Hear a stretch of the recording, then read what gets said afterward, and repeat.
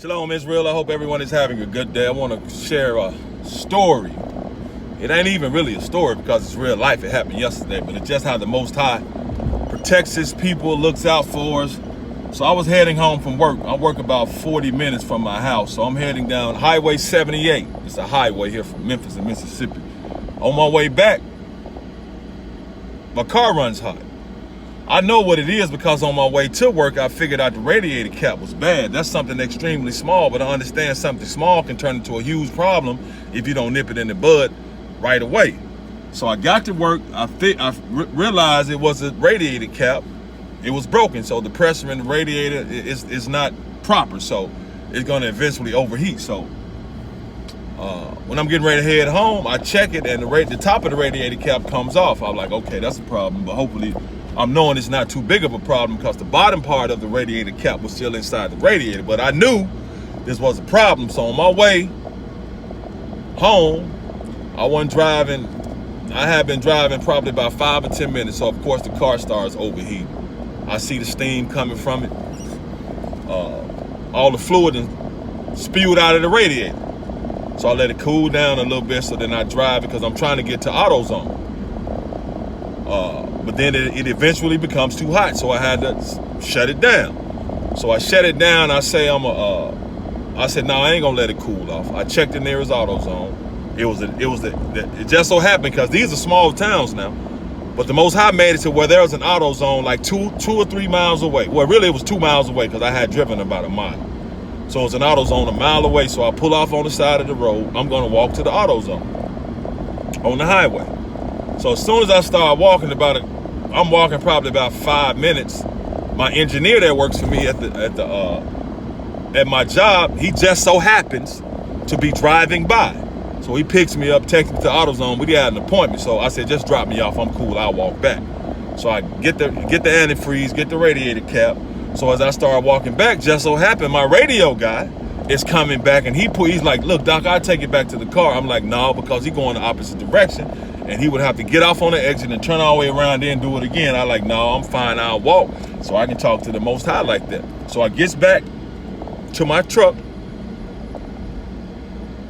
put the antifreeze in there. I only got one jug. It took the entire jug of antifreeze, put the radiator cap on there, but now all of a sudden the car won't start. So I'm thinking, okay, man, my engine is locked up. But I know I didn't let it run as long enough for it to heat up and lock up and burn up because I know that situation. But it locked up. It wouldn't start up. So I'm sitting there, try to start it again. Sitting there, try to start it again. I'm like, okay, won't start. So now I'm like thinking, okay, what can I do? I try to call Mississippi Highway Patrol. They say they coming, but eventually I called my brother just to tell him where I am because I want somebody to know where I am. They never came, but eventually my brother came. By this time, it didn't got dark. It's pitch black, but while I'm waiting on the side of the highway, I had pulled up underneath an overpass. But while I'm waiting on the side of the highway, I'm sitting there and I just look to the right, and it's pitch dark now. This Mississippi, so you don't really have a lot of light pollution, so you can really see the stars other than the lights from the cars. So I look up and I see this star up here out of nowhere. It flies a little bit, then it shines real brightly, then it disappears. That happens to me often when I'm watching the skies at home, but I understand what the Most High was telling me right then was like, I got you.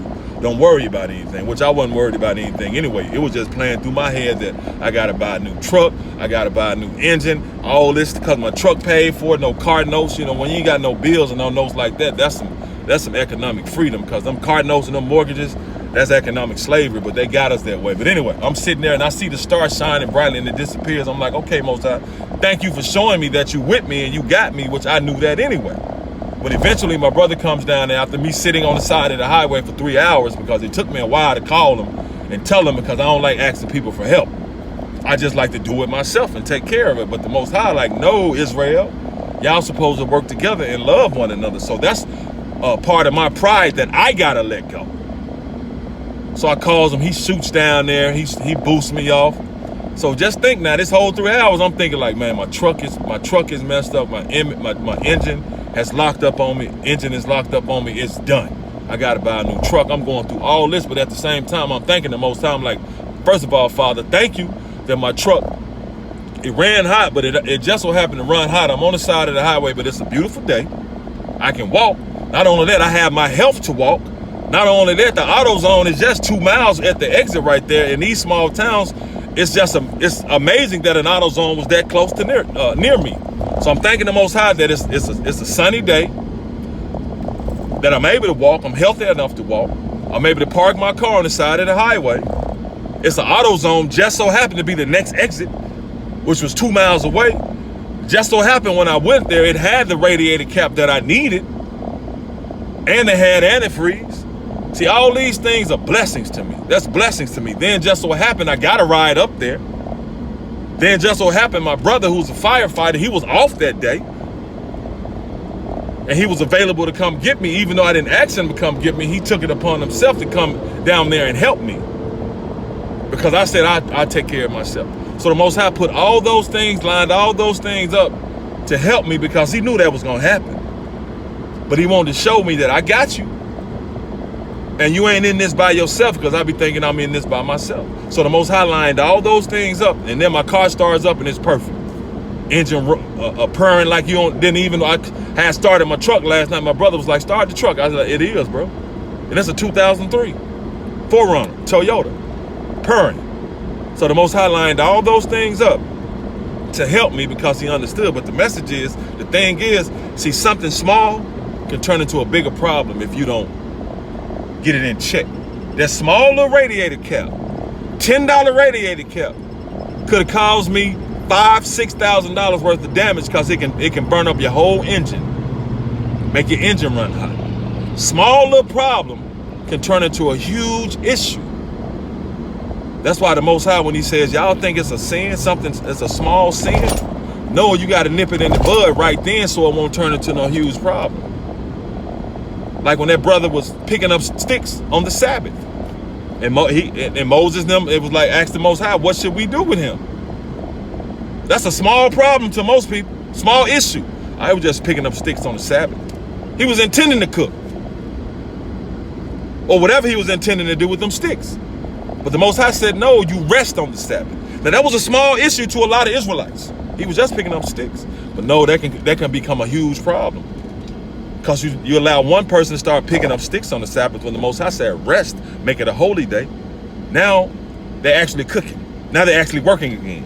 Now they're actually doing all these things that the Most High tells us not to do. Because it started with a small problem. The Most High said, look, if I let that go, it's going to snowball into something else. Now you got all anarchy and mutiny and everybody being disobedient.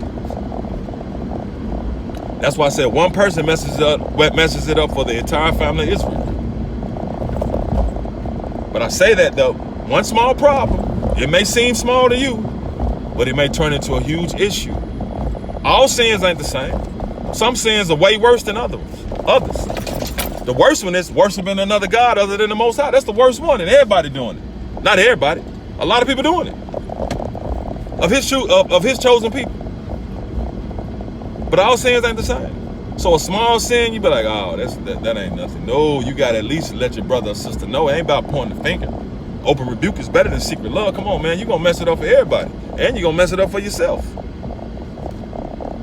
So just think about that. When we trying to walk this righteous path according to the ways of the Most High. Ain't none of us perfect. But I'm just saying, don't be thinking, it's just a small sin. Now, a small sin turned into a bigger problem. Because those small sins that our ancestors did turned into this big-ass captivity. Turned into this big-ass oppression. And it all started with a simple one sin.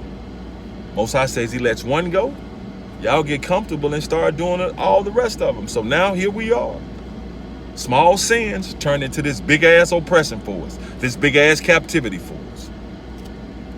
So just a quick message. I thank the Most High for everything that he did yesterday and how he lined everything up for it to work out for me, to help me and to look out for me. Not only that, sending me a star to see. I mean, I had just looked up to the right. Star appears out of nowhere. True. Shine brightly. Went a little bit and just disappeared. That was just for me to see. To say, I got you, which I knew that anyway. Even though it was pitch black on that highway, because the Most High is always with me. But just had to share that with you all. Shalom.